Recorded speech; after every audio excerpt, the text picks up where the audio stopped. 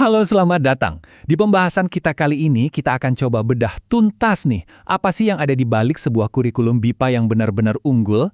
Jadi ini bukan cuma soal daftar materi ya, tapi kita akan lihat gimana sebuah kerangka pembelajaran itu dirancang, dibangun lapis demi lapis, mulai dari prinsip dasarnya sampai gimana cara menjalankannya di kelas. Nah, kutipan ini penting banget. Anggap saja ini sebagai kompas kita. Merancang kurikulum itu bukan cuma pekerjaan administrasi loh, tapi ini adalah gabungan antara seni dan ilmu. Seninya itu soal kepekaan kita, intuisi kita buat ngertiin apa yang dibutuhin sama pembelajar. Sementara ilmunya itu soal pakai metode-metode pengajaran yang sudah terbukti ampuh. Keduanya ini nih, harus seimbang dan jalan bareng. Oke, jadi ini dia gambaran besar pembahasan kita. Pertama, kita lihat fondasinya. Kedua, kita bahas 3 pilar utamanya. Ketiga, kita akan bedah jeroan dari sebuah unit pembelajaran. Keempat, gimana cara menerapkannya di kelas. Dan terakhir, kita akan lihat alat bantu visual yang bisa bikin semua jadi lebih jelas. Oke, kita langsung masuk ke bagian pertama, fondasi kurikulum. Ya, persis kayak mau bangun rumah kan, kurikulum juga butuh fondasi yang super kokoh. Kenapa? Supaya semua proses belajar yang akan dibangun di atasnya nanti nggak gampang goyah. Jadi kalau kita pakai analogi tadi, seorang perancang kurikulum itu ya seorang arsitek pembelajaran. Tugasnya itu jauh lebih dari sekedar bikin daftar materi yang harus diajarkan. Dia itu merancang sebuah bangunan pengalaman belajar yang utuh, yang nyambung, logis, dan yang paling penting, nyaman dan berguna buat setiap orang yang tinggal di dalamnya, yaitu para pembelajar.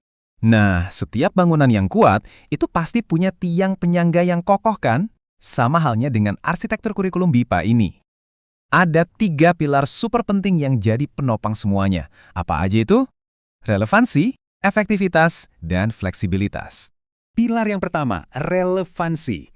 Ini artinya apa? Sederhananya, materi dan kegiatan belajar itu harus nyambung banget sama kebutuhan, tujuan, dan kehidupan sehari-hari si pembelajar. Belajar itu baru terasa gunanya kalau kita bisa lihat langsung, oh ini bisa saya pakai di dunia nyata. Contohnya gini deh, biar kebayang. Buat seorang profesional yang belajar BIPA untuk bisnis, materi tentang simulasi negosiasi itu pasti jauh lebih relevan kan daripada ngobrolin hobi? Nah, disitulah intinya. Relevansi itu soal menjahit kurikulum supaya pas banget dengan tujuan spesifik si pembelajar. Pilar kedua adalah efektivitas. Nah, kalau yang ini, fokusnya ke hasil. Pertanyaan utamanya, kurikulum ini beneran berhasil nggak sih bikin pembelajar sampai ke tujuan yang ditargetkan? Makanya, tujuan belajarnya itu harus jelas banget dari awal dan bisa diukur. Dan tanda-tanda kurikulum yang efektif itu apa? Bukannya si pembelajar bisa hafal banyak kosakata ya, tapi apakah dia bisa pakai kata-kata itu secara spontan pas ngobrol beneran? Nah, ini kan lompatan besar ya, dari yang tadinya cuma tahu di kepala, jadi beneran bisa dipakai, dari pasif jadi aktif.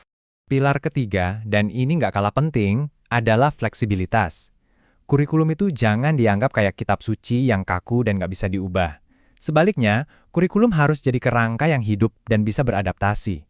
Kurikulum yang kaku itu ibarat rumah tanpa jendela dan ventilasi, penggap. Dia nggak bisa merespons apa yang terjadi di kelas atau di dunia luar. Nah, fleksibilitas inilah yang ngasih ruang buat pengajar buat menyesuaikan diri. Misalnya nih, pas lagi ada perayaan 17 Agustusan di Indonesia, kurikulum yang fleksibel itu memungkinkan pengajar buat nyelipin tema kemerdekaan ini ke dalam pelajaran secara alami. Nah, ini contoh nyata gimana fleksibilitas itu bisa bikin pelajaran jadi relevan dan menarik bagi pembelajar saat itu juga. Oke, kita sudah bahas 3 pilar utamanya ya. Sekarang, yuk kita zoom in. Kita akan bongkar jeruannya, atau cetak biru dari satu unit pembelajaran tematik. Kita mau lihat gimana sih elemen bahasa dan budaya itu bisa digabungkan jadi satu kesatuan yang klop. Nah, ini dia komponen-komponennya. Unit yang efektif itu jantungnya ada di dialog atau percakapan otentik. Dari percakapan inilah kita menambang semuanya. Kosakata kunci yang penting, terus kita juga bisa menemukan pola tata bahasanya langsung dari konteks. Setelah itu, kita tambahin ungkapan-ungkapan penting yang sering dipakai, dan semua itu dibungkus dengan wawasan budaya. Jadi, ini bukan sekedar daftar acak ya, tapi satu sistem yang saling nyambung. Nah, ini perbandingan yang nunjukin perubahan cara pandang yang besar banget soal belajar tata bahasa. Cara lama yang di kiri itu fokusnya hafalan aturan, lepas dari konteks. Bosenin kan? Nah, cara baru yang lebih efektif itu yang di kanan. Pembelajar diajak jadi semacam detektif bahasa. Mereka nggak dikasih rumus, tapi diajak mengamati contoh nyata. Misalnya percakapan di pasar, terus menemukan polanya sendiri. Proses menemukan ini bikin pemahamannya jadi nempel banget. Poin yang paling penting di sini adalah, budaya itu bukan sekedar pelengkap atau hiasan dalam belajar bahasa. Bukan. Budaya itu udah kayak DNA-nya bahasa itu sendiri, udah menyatu. Kalau kita abai soal budaya, ya sama aja kita belajar bahasa tapi nggak tahu cara pakainya yang sopan dan pas. Contohnya, tahu kapan harus pakai sapaan bapak atau ibu, itu sama pentingnya dengan tahu tata bahasa. Dua-duanya kunci biar bisa komunikasi dengan baik. Oke, dari cetak biru tadi, sekarang kita pindah ke tahap pembangunannya di lapangan, alias di dalam kelas. Pertanyaannya sekarang gimana sih caranya semua komponen di unit tematik tadi kita ubah jadi rangkaian kegiatan yang seru dan efektif dalam satu pertemuan? Nah, ini dia alur belajar yang biasanya efektif banget. Kita mulai dari pemanasan, buat manasin mesin otak dan mengingat materi lama. Lanjut ke presentasi, di mana materi baru diperkenalkan. Terus ada latihan terbimbing. Di sini kita latihan bareng-bareng biar makin akurat dan pede. Puncaknya di produksi, di mana pembelajar didorong untuk pakai bahasanya secara bebas dan lancar. Terakhir, ditutup dengan penutup buat merangkum semuanya. Alur ini ngebawa pembelajar secara bertahap, dari yang awalnya cuma dikasih tahu, sampai akhirnya benar-benar bisa. Dan yang terakhir, kita akan bahas satu alat bantu yang keren banget, yaitu peta konsep. Anggap aja ini kayak GPS-nya belajar. Fungsinya untuk memandu pembelajar biar nggak tersesat di tengah hutan informasi yang ada di setiap unit pelajaran. Fungsi utamanya adalah untuk ngasih gambaran besar di awal, sebelum kita menyelam ke detail-detail kecilnya. Jadi, dengan melihat peta ini, pembelajar bisa langsung tahu, oh, ternyata semua materi ini saling berhubungan ya. Dengan begitu, mereka nggak gampang bingung atau kehilangan arah.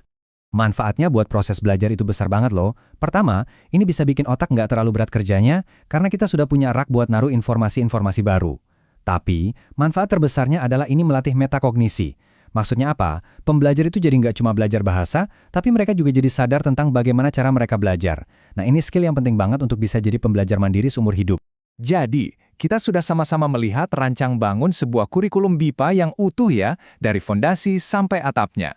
Nah, ini tentu memunculkan pertanyaan lanjutan yang penting banget. Kalau kerangka besarnya sudah sekuat ini, gimana cara kita ngajarin keterampilan spesifiknya, seperti menyimak, berbicara, membaca, dan menulis, dengan cara yang paling efektif? Nah, itu dia yang akan jadi pembahasan kita selanjutnya.